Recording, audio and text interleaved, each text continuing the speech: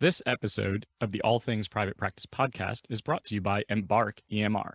Embark is a superb software solution for the solo practitioner as well as group practices.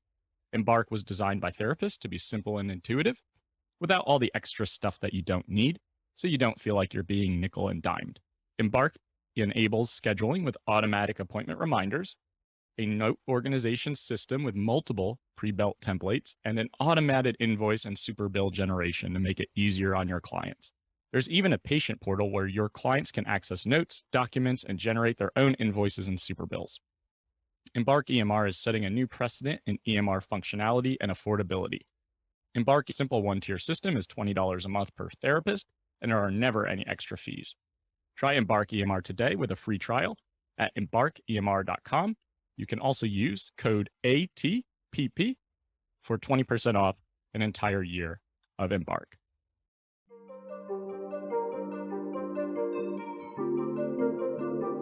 Hey everyone, you are listening to another episode of the All Things Private Practice podcast. I am your host, Patrick.Casale, coming here from Asheville, North Carolina. I am joined by a good friend and colleague of mine, Kathryn Esquer. She is in Pennsylvania. She is the founder of the Teletherapist Network and has a major Instagram presence. You've probably seen her. She has a platform that is really helping therapists stay connected virtually, offers trainings and meetings and networking events and lots of good resources on there. Psychologist MBA, and we're going to be talking about therapist burnout, isolation, probably a good topic with everything going on in the world today.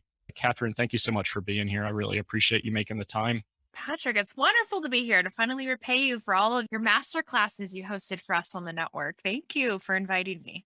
You're welcome. Yeah, those were always fun. I appreciate what you're doing for the therapist community. And, I think that it really feels useful and transitions into the topic we're going to talk about today, because I think you told me that's the goal of Teletherapist Network is like have some community and make sure people don't feel isolated and alone in private practice ownership. Yeah, it really came out of my own need. I'm an extremely social person. Anyone who has known me throughout my years knows I am absolutely the stereotypical extrovert. I like my alone time, but I get so energized when I'm with others. And COVID, even though I welcomed the work from home aspect and the telehealth aspect, I've been offering telehealth since before COVID. I was really surprised by how my burnout just escalated by doing similar work that I had been doing. I was working similar hours.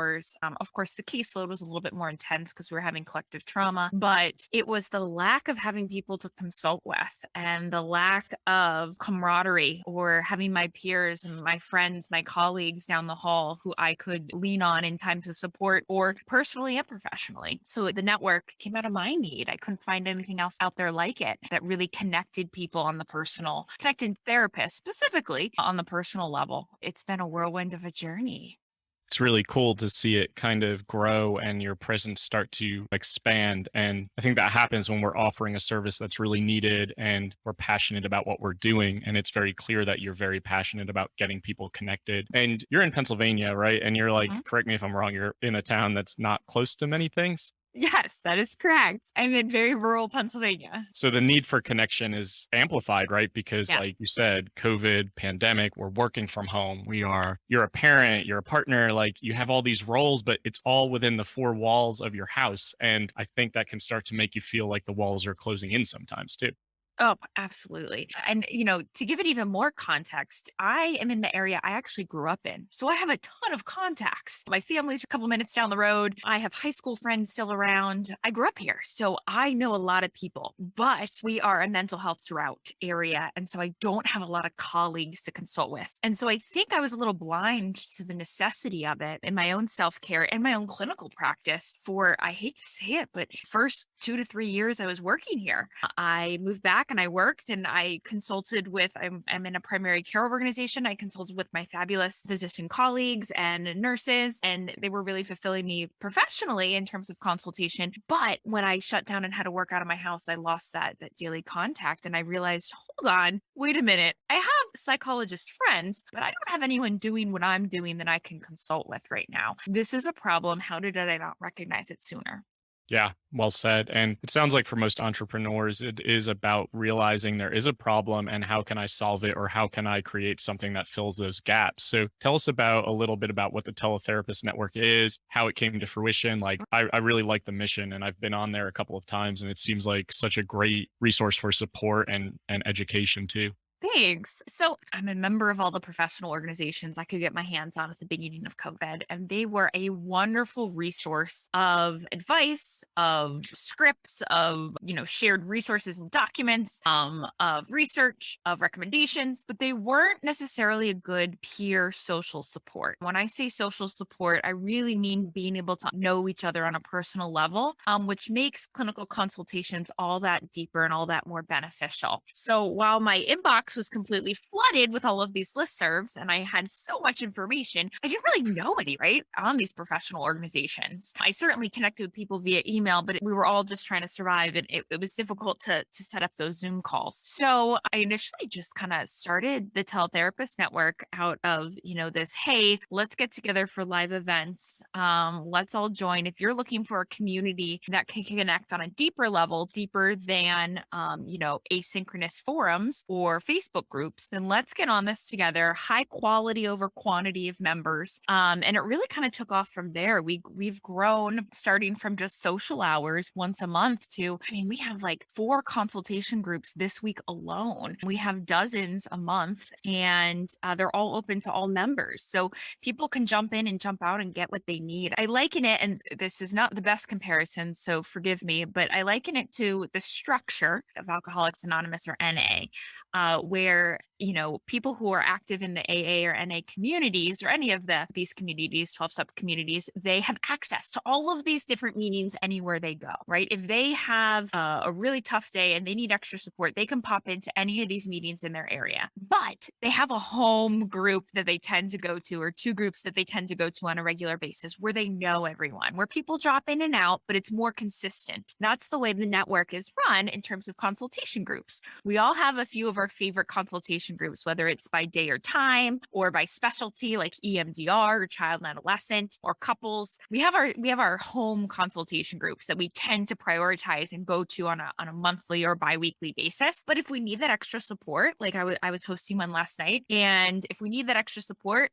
we just got done with a tough client, we can drop into that. We can drop into that and get the support that we need from our colleagues while still, making it work for our schedule and our needs. So it's really grown tremendously. I think that there's not enough conversations out there about not only social support for self-care, but also social support for clinical care, for our clinical skills, for our clinical judgment. We're all trained, and it's part of all of our ethics codes, no matter what your license is. It's in your ethics code that you need to consult. But, where are these outlets where we can find these consultation groups, especially as we become more and more isolated in our private practice, in our solopreneurs, in our telehealth offices, in our homes, or this is my closet, in my closet, where can we find those? And that's the need that the Teletherapist Network is really trying to meet. Social support for self-care, but also social support for clinical skills and clinical competencies.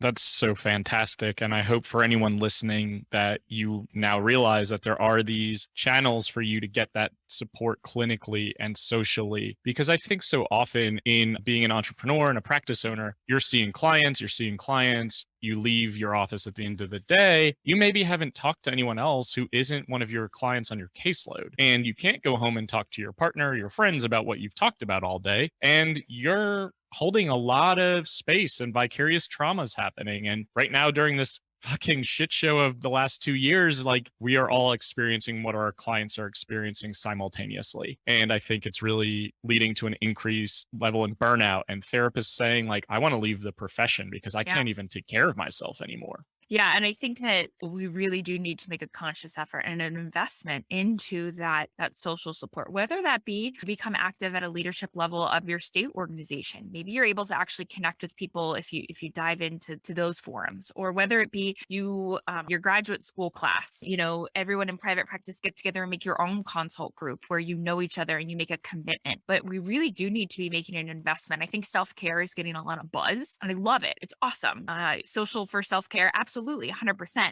But I'm more about the buzz about, social support and consultation for clinical care. Cause not only are we burning out, but we're doing poor work and we don't know what we don't know. And like you said, there's not many people we can talk to ethically about what we don't know unless you have that special relationship in a consultation group. Yeah. And, I always see posts in local chapters of social media and even in the group that I run, like looking for a consultation group, looking for a way to connect with other therapists. And the cool thing is, I think with COVID, like so many entrepreneurs are just like, I'm going to start one, right? Like I see a need for it. I'm going to start it. And it sounds that like that's what led to you creating this. And it's so crucial because you're right. We do poor work when we're feeling burnt out. And that's not fair to the clients. It's not fair to us. We preach self-care. We don't practice it as a profession a lot of the time. We feel like we have to overextend and help everyone and we have to give all of ourselves away. And I just don't think that's healthy behavior in our profession whatsoever, but it's pretty rampant. Yeah, I've been seeing it not only among therapists, but a lot of health professionals. I think that what I'm trying to do with the Teletherapist Network, I see the need in, again, I'm in a primary care organization. I see the need for primary care providers or nurses on the front line. I see this need everywhere. And I think as a society, we all love the digital age and being able to connect with people around the world. And I think we've been focusing on the quantity of connections, right? The quantity of followers on social media or likes or posts or comments or whatnot. And I do those. I love those, right? But I think we're going to see a shift here in the quality of connection and being able to recognize that, sure, while social media meets some needs, it doesn't meet all of our social needs. And we really need to be thoughtful about how and when we connect and focus on the quality of relationships that fulfill us and fulfill others as opposed to the quantity. I'm really thinking that's going to be a paradigm shift here in the near future. I hope that it is because I think so many of us rely on external validation and reinforcement of like likes, follows, shares, friendships. And in reality, it's like feels very empty. It feels very hollow. And I think you feel like you're being left without actual, true, authentic connection. But I do think in the world of COVID and the pandemic era, so many people have been able to connect virtually who never would have met one another. Like you and I would not be sitting here had it not been for COVID. And I think about that with a lot of my guests on here and just relationships that I've built and just like really realizing, like you said, the quality of the connection is way more important than the quantity of connections that you make. And I think a lot of therapists fall into the comparison trap of like, hey, I'm seeing all of these people doing these cool things and I'm not doing them. What's wrong with me? And that further increases that level of insecurity, burnout, and frustration within the profession. Yeah, I think that shiny object syndrome, I'm 100% guilty of it, where you want to try all the things and you want to make all the connections, but at what expense? Usually at the expense of doing something quality, of producing quality work or a quality marketing campaign or offering quality relationships, right? If we're trying to do all the things, where does that leave us? And the relationships, especially as therapists, a lot of us tend to be relationally oriented, right? And so often I get done with the end of the day and I've talked to a bunch of different people. I'm exhausted. I don't want to talk, but it's important for me to fill my cup with quality relationships in my life. And I think what you said about the pandemic sparking this is so true, especially for myself. I saw a lot of my peripheral friendships or acquaintances when lockdown happened and we were all just trying to survive. It really came down to, I really focused on my core group that we really fed each other and kept each other alive socially, right? And so I hope that sticks around. I hope that pressure we put on ourselves to keep up with all the relationships and natural cycle of relationships that some, increase in depth at different points in our life and decrease as we move on. And maybe they get deeper later on. I hope that becomes more of an accepted mode because I think the pandemic kind of spurred on, it kind of was a catalyst for myself falling away of some friendships and also deepening some friendships as well. And also, I can't help but note that I never would have FaceTimed some of my distant relatives before, but now that it was the only option for an entire year, it's become a more regular thing. And so we're actually having deeper relationships given distances that we never would have had if it wouldn't have been for the paradigm shift of Zoom and the pandemic. Yeah, absolutely. That's a great couple of points there. And I think that ultimately you're right about the shiny object syndrome, right? I am guilty of that. I try to do too much. I'm like, I want to get my hands in this. I want to do this. I want to meet this person. And I'm like, gotta slow down, gotta be more intentional with relationships and the things that we're trying to pursue, because I don't think we can do it all well if we're pursuing 9 different ventures and trying to overextend pretty regularly. And also just recognizing that the way we interact is very different right now. And I think that you're right. Like, we're all in this together. So you see relationships strengthen too, because you are really invested in that core group of like, I want to make sure these people are okay and they're Mhm. checking on you. And I think that's really, really a beautiful thing right now as we're all going through something unprecedented. How have you seen in the Teletherapist Network? How have you seen those relationships evolve from like starting point to right now, like with Oh all my these things gosh. going on and all these groups and all these consultations? Like, how do you see that? I mean, I'm going to get teared up on this one. I never in a million years thought I'd meet some of my closest friends on the Teletherapist Network. And I have. I can speak personally that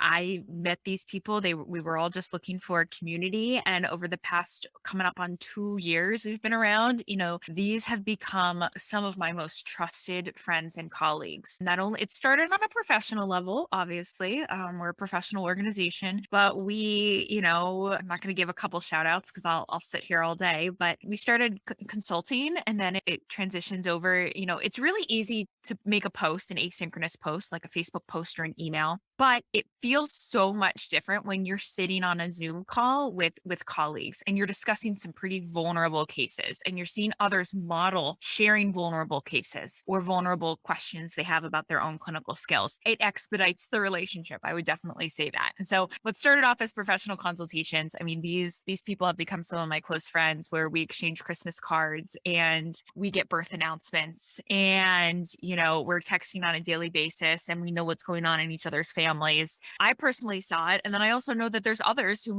I'm not as close with, but they have found their own group of people that really support them. Sometimes it tends to be more geographical or even just phase of life, right? I'm in the phase of life where I have 2 toddlers and I'm building a business and I'm still working clinically. And so that really fits what I'm looking for. And others perhaps are mid-career or late career and they're finding their own little group within the network where they're making contacts. And so it's been really, really wild. And like my dreams are coming true of being able to be a catalyst in other people helping themselves find relationships. I don't see the network as the end all be all for anyone. It is just the starting point. It is your opportunity, members' opportunity to come in and open up and make these relationships. And so hearing about how members have in various geographical regions have gotten together for, happy hours or coffee dates and knowing that they're actually meeting in person and it has nothing to do with me or nothing to do with the network, that's just the catalyst that brought them together, has been absolutely like a dream come true. I am such a connector in how I think and how I work that, having these connections breed connections further on past me is just like, so like, I'm just glowing. I love that. But it takes time and it takes investment. Like I said earlier, there's a lot of people who join the network and love the resources and join the consult groups, but maybe they're not looking for that group. And that's okay, right? They get their other needs met. But if you really want your question about those deeper relationships, it takes putting yourself out there and making consistent. And also you might meet a couple of people and you're like, I like you, but I don't love you. Like I think that I trust your clinical judgment, or I like that we can talk about this, but you're not the person I feel like I can go to, or that maybe you want to go to me for certain things. So it's about putting yourself out there and trying and recognizing that not all relationships are gonna be for you.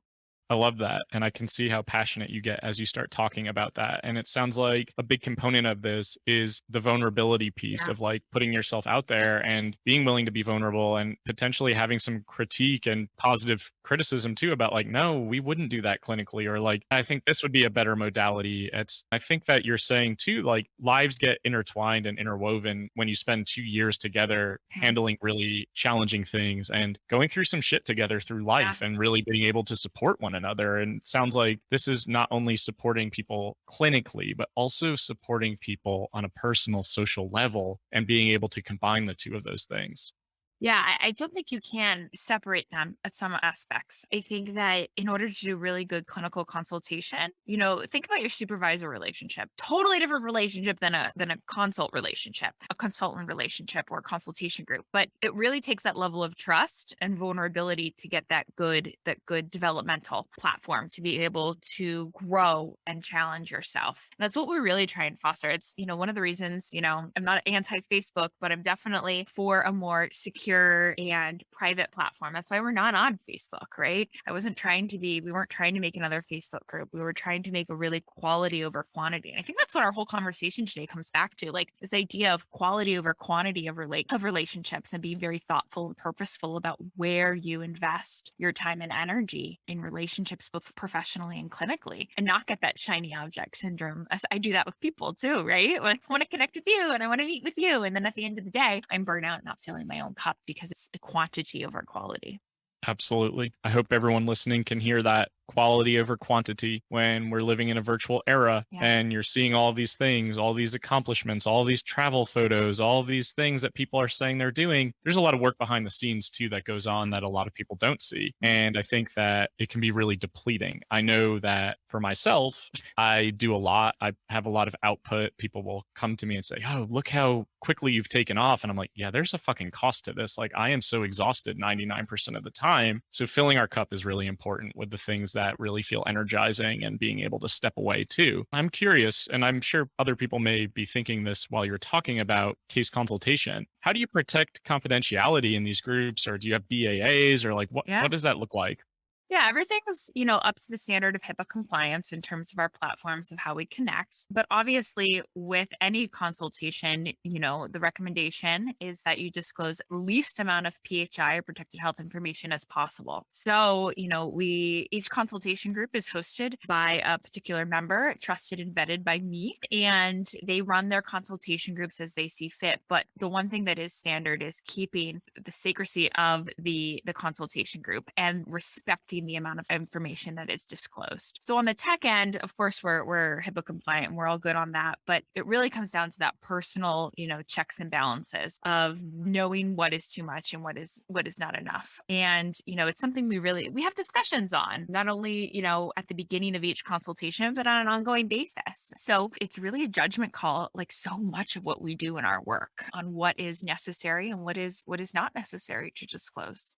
I'm glad to hear that. And that sounds like a really intentional answer too about how you have these groups shifting and molding and evolving. And I was going to ask you about how you chose members to run these groups, because I can't imagine that you are doing it all. And maybe you were doing it all at first, as this grows and evolves. So speaking of shiny object syndrome, I tried to do it all at first. I was like, oh, this couples consultation group would be great. And child and adolescent consultation group will be great. And I recognize that I am not the right, I don't do couples counseling. I don't do child and adolescent. Like, I wouldn't even want to be in these groups if I had them. So I had to pull back, and I did what really energized me. So I was actually very intentional about where I invested my energy on the network and tried to pull back from that shiny object syndrome of doing it all. I said, I'm just going to keep showing up and doing it well. My family reminded me, I would say for the first entire year, there were times where I was like, too much energy, too much effort. Like, I'm just going to walk away. And my husband and my sister just kept saying, just keep showing up. And I did. And I was thoughtful and purposeful about where I put my energy. And I think that shone through in that what I was offering, what I was hosting on the network, I was passionate about, right? I host a clinician as coach consultation group because I was actually trained my PsyD MBA as a clinician and a coach. So I've been doing it for years, and I never recognized that this was a skill that people want to learn and people need consultation around. And I'm passionate about it. And so as we grew, members came to me, after they've been around and they tried it out, and they're like, hey,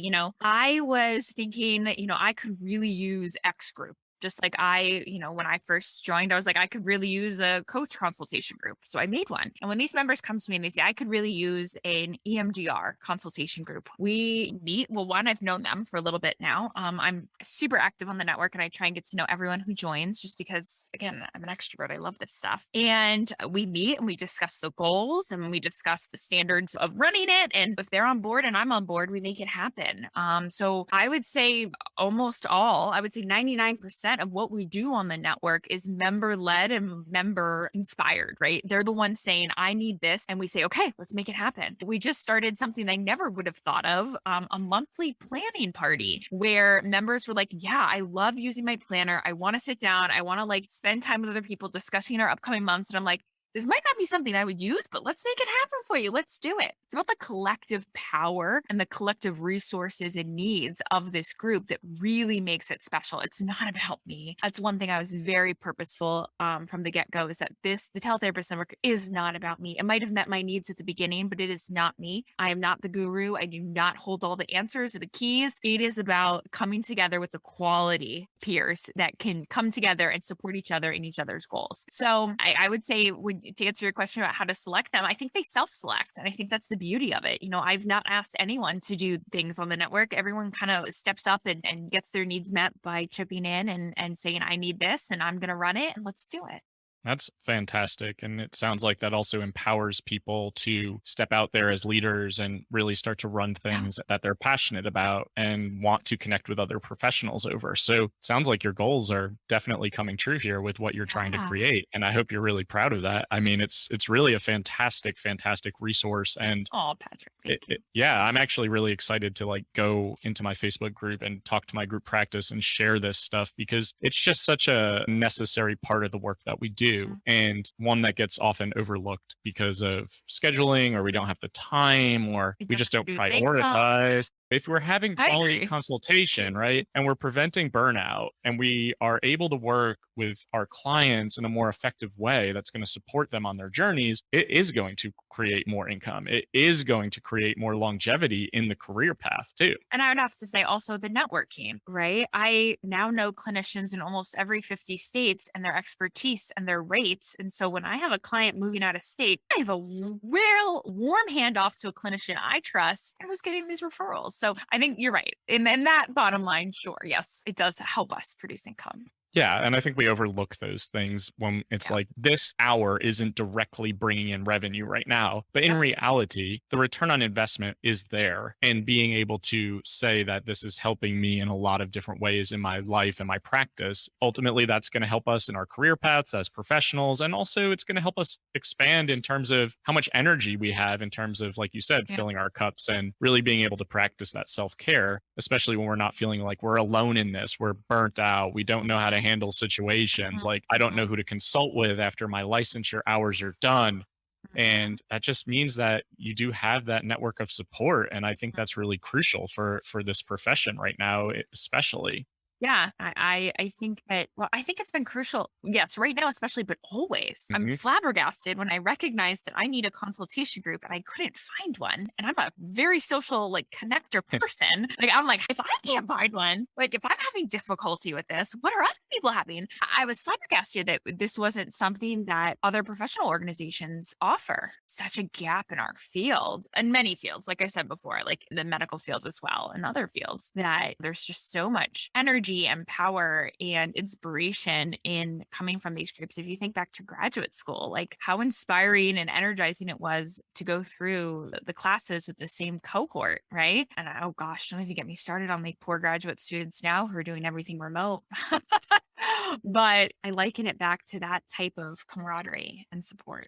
I love that. You know, it really is a good way to be in consistent connection and communication with people who you never would have met before. And I love that you're saying like people are meeting together and getting together outside of this and just building friendships. And it just goes a long way. And I think a lot of therapists are very introverted, really seem to struggle with networking and connection. And I always think about that. I'm like, but our skill set is about developing relationships. It's just it's hard to apply it elsewhere for a lot of people and recognize like, oh, these skill sets are transferable, not only personally, but professionally. And just the ability to connect without having to have an agenda other than like we're supporting one another in what we're doing professionally and socially.